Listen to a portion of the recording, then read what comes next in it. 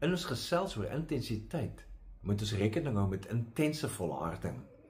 Soms voel dit asof ons al die regte goed doen, maar niks verbeter nie, niks verander nie. Dan voel 'n mens moedeloos dat mense wegkom met korrupsie en intimidasie. Dit lyk asof hulle die vooruitgang in die lewe beleef. In sulke tye voel dit selfs asof ons gebede nêrens heen gaan nie, so jy wonder of God in jou belangstel, of God enige belang in jou lewe het. Een van die sleutelkenmerke van geloof is egter om intens te volhard.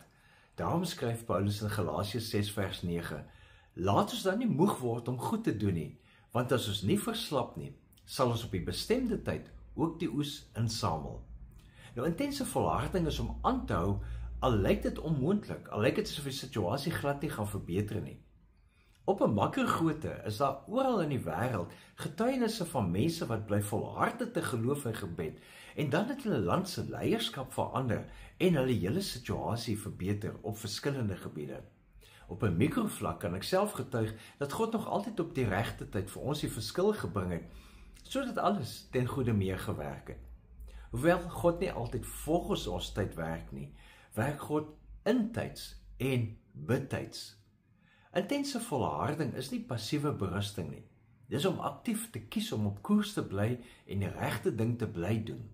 Hier word ons teks gepraat van die oes insamel, en boere sal weet dat jy, nadat jy jou saad in die grond gesit het, al die nodige bemesting en bespuiting moet bly doen, totdat die oes daar is.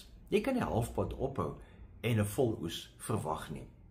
Die interessante woord wat die sielkunde vir hierdie besondere intense volharding gebruik word, is die woord grit. Dis die vermoë om vas te byt en met passie te bly doen wat jy moet doen in terme van jou langtermyn doelwitte. Mense wat slaag is nie noodwendig die talentvolste nie, maar diegene wat intens volhard. Vir ons as gelowiges beteken dit dat ons as geloof in God se beloftes moet bly behou, ondanks negatiewe omstandighede. Moenie moeg word om goed te doen nie.